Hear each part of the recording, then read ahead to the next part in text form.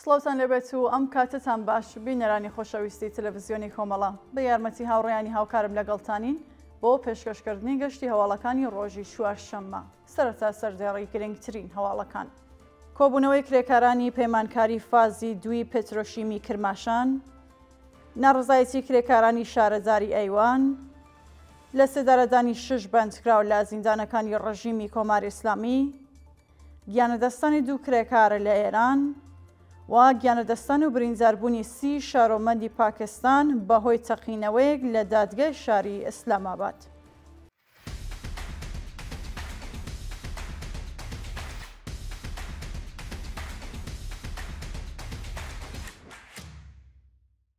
کۆبوونەوەی کرێکارانی پەیمانکاری فازی دوی پێترۆشیمی کرماشان. ڕۆژی ڕابردوو کۆمەڵێک لە کرێکارانی پەیمانکاری فازی دوی پێترۆشیمی کرماشان دژ بە پێنەدانی حەقدەستەکانیان لەلایەن بەرپرسانەوە دەستیان لە کار کێشایەوە و کۆبوونەوە. بە شەربوانی کۆبوونەوەکان ماژەبەوە دەکەن کە بۆ ماوەی زیاتر لە 5 مانگە حەقدەستیان وەرنەگرتووە و خوازیاری بەرزکردنەوەی ئاستی حەقدەست بە پێ ڕێژەی هەڵاوسان، دابینکردنی بیمەی دەرمانی کارامە، هیمەنی شوێنی کار و ئیمکاناتی ڕەفاهی، تەزمینی ئەمنیەتی پیشەیی، گۆڕانی گرێبەستەکانیان، پێدانی حەقدەست و مەزایە دواخراوەکان و هەروەها کۆتایی هاتنی گوشاری ناوەندە ئەمنیەکان لەسەر کرێکارانی ناڕازی بوون. ناڕزایەتی کرێکارانی شارەزاری ئەیوان. ڕۆژی سێشەممە 20 خەزەڵوەری 1404 هەچاوی کۆمەڵێک لە کرێکارانی شارەزاری ئەیوان سەر بە پارێزگای ئیلام دژ بە بایەخنەدانی بەرپرسان بە داخوازیەکانیان ناڕزایەتیان دەربڕی. کرێکارانی ناڕازی ئاماژەبەوە دەکەن کە سەرەڕای چەندان جار ناڕزایەتی کرێکاران دژ بە پێنەدانی حەقدەستەکانیان لەلایەن بەرپرسانەوە هێشتا حەقدەستەکانیان پێنەدراوە و دۆخی ژیانیان لە خراپیدایە. کرێکاران لە بەردەوامی وتارەکانیاندا خوازیاری پێدانی حەقدەست و مەزایە دواخراوەکان، گۆڕانی گرێبەستەکانیان، بەرزکردنەوەی ئاستی حەقدەست بە پێ ڕێژەی هەڵاوسان و هەروەها وەدی هاتنی بەڵێنەکانی بەرپرسان بوون. دەست بەسەرکردنی 3 هاوڵاتی لەلایەن هێزەکانی ئیدارەی ئیسلاحاتەوە.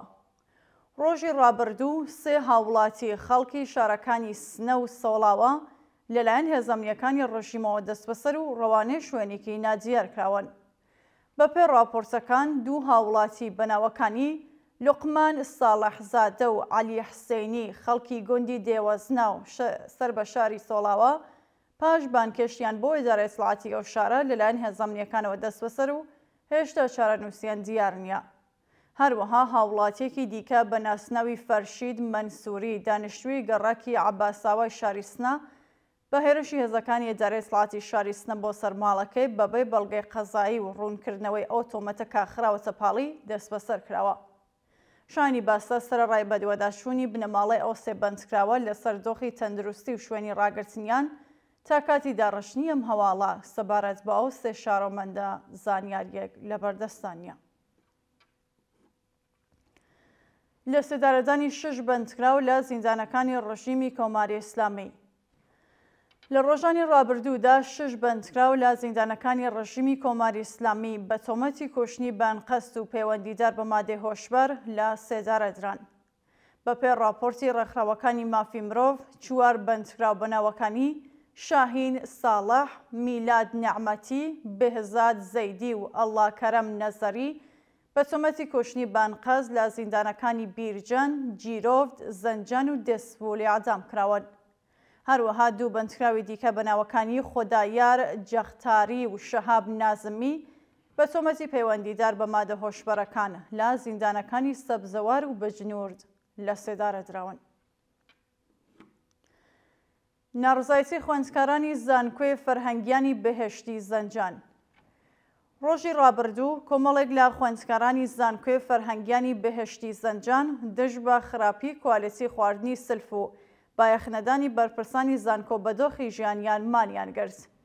بە پێو وێنانێ بەدەستمان گەیشتوون، خوێندکارانی ناڕازی بە مانگرتن و دانانی خواردنەکانیان لەسەر زەوی سالۆنی ئەو زانکۆیە خوازیاری باشکردنی کوالیتی خواردنی سلف، جابینکردنی سەرویسی هاتوچۆی خوێندکاران و ئەمنیەتی خابگاکان، کۆتایی هاتنی گوشاری حراسەتی زانکۆ لەسەر ناڕازیان و هەروەها ئازادی دەستبەجێ خوێندکارانی ناڕازی بوون.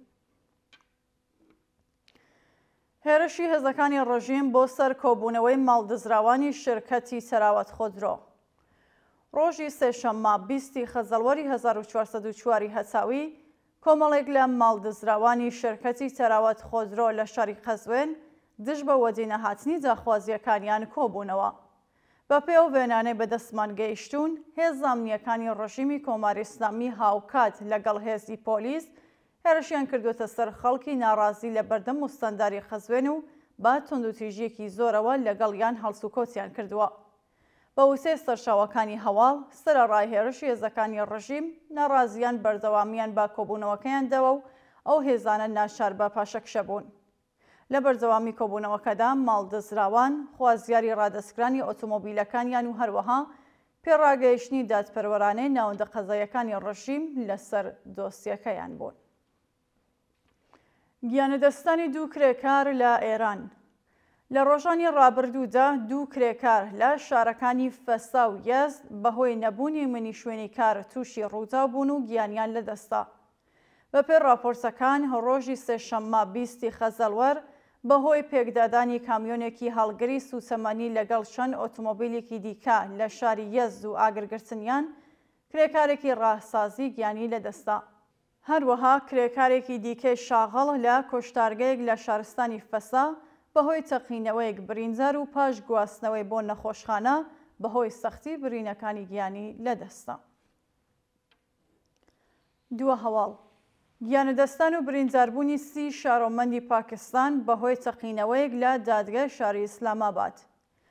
ڕۆژی سێشەممە 20 خەزەڵوەری 1404 بەهۆی تەقینەوەی ئۆتۆمۆبیلێکی بۆمڕێژکراو لە دادگایەکی شاری ئیسلامابادی پاکستان لانیکەم 9 کەس گیانیان لەدەستا و 21 کەسی دیکەش بە سەختی بریندار بوون. بەپێی راپۆرتەکان ئەم هێرشە لەلایەن تاڵەبانی پاکستان ئەنجام درراوە دۆخی تەندروستی کۆمەڵێکی زۆر لە برینداران لە خراپیدایە و ئەگەری هەیە گیانیان لەدەستن. شانی باسا لە ڕۆژانی ڕابردوودا بەهۆی تەقینەوەی ئۆتۆمۆبیلێکی بۆمڕێژکراو لە شاری قەلعە سۆرخی دەهلی 10 کەس گیانیان لەدەستا و 20 کەسی دیکەش بریندار بوون. بە وتەی کارناسان ئەگەری هەیە ئەم هێرشە لەلایەن دەوڵەتی هێندەوە ڕێکخرابێت. بینەرانی خۆشەویست، هەواڵەکانتان پێشکەشکرا، هەر شاد و ئاسوودە بن.